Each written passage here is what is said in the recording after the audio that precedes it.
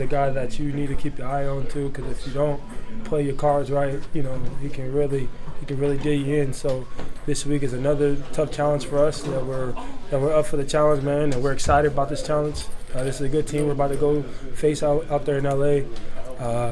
We're ready to go. We're preparing each day for it, and looking forward to it. What do you remember from the matchup with Herbert 2 years ago, and how have you seen him change on tape? I couldn't tell you. I mean, he's now considered one of the best young quarterbacks in the NFL league. Young, I mean, I don't know what they consider. I guess first 3 years, but he hasn't been looked like a young quarterback. You know what I'm saying? He's put his team in a lot of situations to win. So much respect for him, and hopefully he continues to grow and does what he needs to do after this week, and we get it going. How is he different than some of the other quarterbacks? Obviously the two that you faced, but also the ones you faced at the end of last year.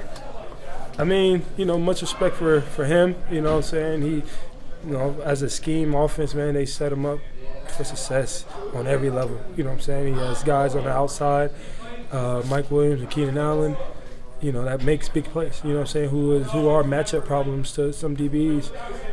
So that makes the rush even more detailed. You know what I'm saying? Even more we got to get to him. So that's the challenge that we're looking forward to, is just winning our one-on-ones when we get an opportunity to, and make sure he fills us as much as he can if we don't get the sack, because he has a quick trigger and quick release. He does a good job on reading out personnel from one side to another. So for us, is those opportunities that we want to live off of and get home. How is Eckler different than Jonathan Taylor, Austin Eckler, the running back? He's another good back. Somebody that can sneak away at any moment. He has good hands out of the backfield. He's explosive. He's a smaller guy, but he gets under his pads pretty well. So it's another challenge that we have to do, is stop the run to rush the passer. And so that we're up for that challenge as well every week, man. And our main goal is to dominate the line of scrimmage. And with that being said, it's to stop the run. Keep going. No, I'm good. When you were at Von Miller's passing camp, was Khalil, Joey Bosa, were they out there? No. No. Have you worked with either of them at all? No. Okay. All right. I was going to ask about, as a pass rusher, why are those two guys considered so elite? I mean, because of the success they had. Khalil was, one of the best players in the National Football League at one point, and Joey was dang near right next to him. So, when you have those type of two caliber players on one team, man, it makes them a threat. But it also, we're up for the challenge. You know what I'm saying? And when you have two guys like that, everybody has to be sounded football players. So, it's just where's that weak point at? And for our offense, I think that we do a good job on finding those weaknesses and attacking those weaknesses. So I'm excited to see how our offense plays against this team. But, not only is it for a challenge for them, man, I feel like as a defense, we can take this as a challenge. You know what I'm saying? They have, arguably one of the best one of the best defenses by names and whatever. So for us, it's to outplay them. You know what I mean? And so with that being said, that's a challenge by itself, and that's something that we can work on right now to prepare for Sunday. And like I said, I'm up for that challenge. I know we all are, and we're ready to play Sunday. Coach Peterson told us this morning about the "so what, now what" mentality, and it seems like especially this week there's a big emphasis on just moving on, even though it was a huge win. Yeah. I mean, that happened. You know what I'm saying? That happened.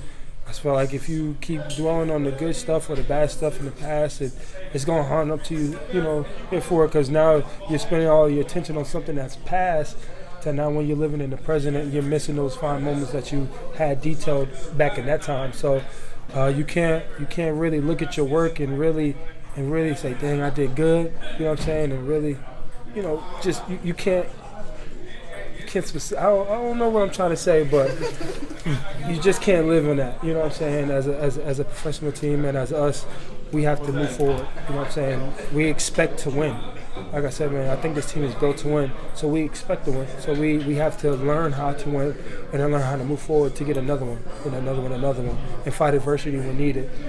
So, I mean, that's our mentality. That's my mentality for sure, and we're ready for this challenge this week.